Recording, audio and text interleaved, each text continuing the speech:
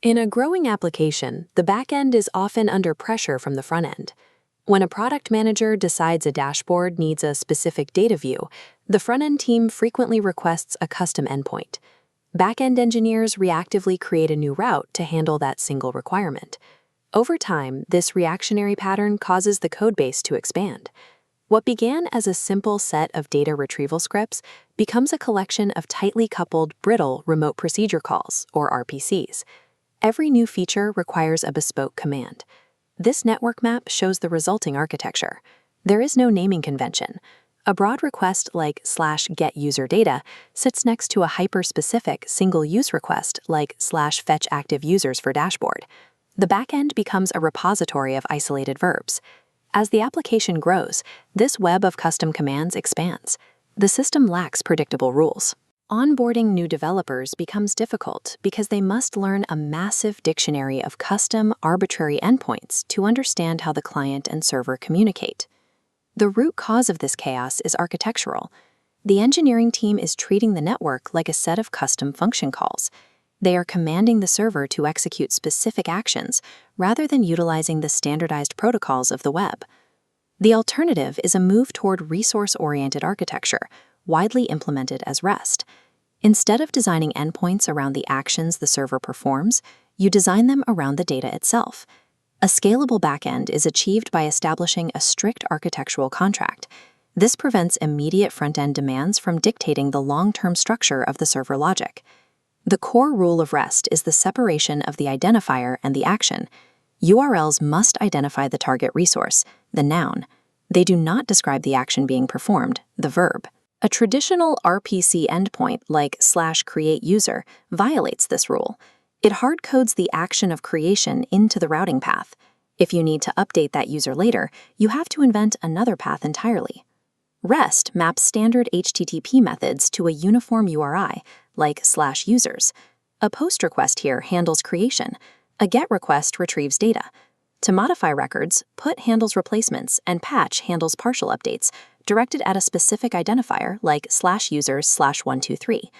This creates decoupling. The front end is no longer commanding specific backend functions. It is interacting with a standardized state machine, manipulating resources representations. Treating data as resources rather than operations reduces the API surface area. The system becomes predictable, and the codebase is easier to maintain. Many developers treat HTTP merely as a transport tunnel, a pipe that does nothing but pass raw JSON text back and forth between a client and a database. Treating HTTP this way is like hiring a global shipping network to drive one empty truck down a straight road, ignoring the built-in infrastructure. True REST architecture offloads complexity from your application's custom logic, pushing it into HTTP's native mechanisms.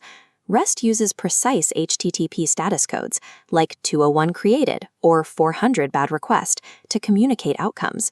HTTP headers manage content negotiation, using accept and content type to agree on formats. Additionally, e-tags and max age headers handle caching natively, intersecting requests to reduce server load. This protocol also enforces consistency through idempotency. An idempotent HTTP method ensures that repeating the exact same request yields the same system state, regardless of how many times it fires. By leveraging true HTTP semantics, engineers reduce the volume of custom caching and error handling logic they must write and maintain. They rely instead on a globally understood, standardized web protocol. Even a semantic REST API will fail in production without strict data guardrails. The architecture is only as strong as the validation pipeline protecting it. This JSON payload moves from the client through firewalls to the server. Before reaching business logic, it is intercepted by middleware. This first line of defense inspects the request to ensure safety. This middleware executes two types of validation. Syntactic validation checks the format, ensuring a string follows the rules for an email address. Semantic validation checks the business logic, ensuring a birth date is not in the future. Middleware also handles cross-cutting concerns. Instead of custom endpoints, features like pagination and sorting are handled through query parameters. When validation fails, the system must handle the error securely.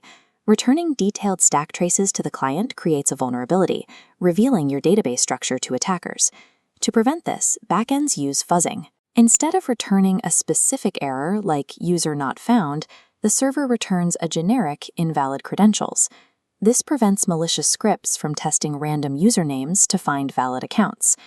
Middleware and strict validation transform REST from a theoretical concept into a resilient system that fails securely and predictably. The goal of transitioning to a resource-oriented architecture is to establish a stable, shared contract between the front end and the back end. The modern industry standard for formalizing this agreement is the Open API specification.